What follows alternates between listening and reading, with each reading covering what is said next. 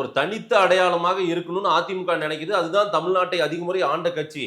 நாளைக்கு எங்கேயும் இழந்துடக்கூடாது, எதையும் கொடுத்துடக்கூடாது அப்படின்ற ஒரு அக்கறையில தான் ஒரு பயம் வருது எதிர் முகாம்ல இருக்கிறவங்களுக்கும். அதே போல ஒரு நல்லெண்ண அடிப்படையில அதிமுக அப்படியெல்லாம் அவங்கள உள்ள வந்திருப்பாங்க, அவங்கள ஏதாவது கபலீகரம் பண்ணியிருப்பாங்கன்ற ஒரு பயம் இருக்கிறதுனாலதான் இந்த வாதமே வருது, இந்த விவாதமே வருது. 8க்கும் 10க்கும் இடைப்பட்டவன் எம்ஜி ராமச்சந்திரன், கோமலவல்லி, கர்நாடகத்து பாப்பாத்தி அப்படின்லாம் சொன்ன திமுக காரங்களும் அதுல பிடில் வாசிட்டு இருக்கிற திருமாவளவன் மாதிரி ஆளுங்க, உன் வீட்டைப்பாரு, உன் வீட்டுல இருக்கிற ஓட்டை பாரு, அது எடப்பாடி பழனிசாமியோட கவலை, அதிமுக தலைவர்களுடைய கவலை, அதிமுக தொண்டர்களுடைய கவலை, அதிமுகவோட அரசியலையும் பாஜக அரசியலையும் உற்று நோக்கு என்கிற அடிப்படையில சொல்றேன்.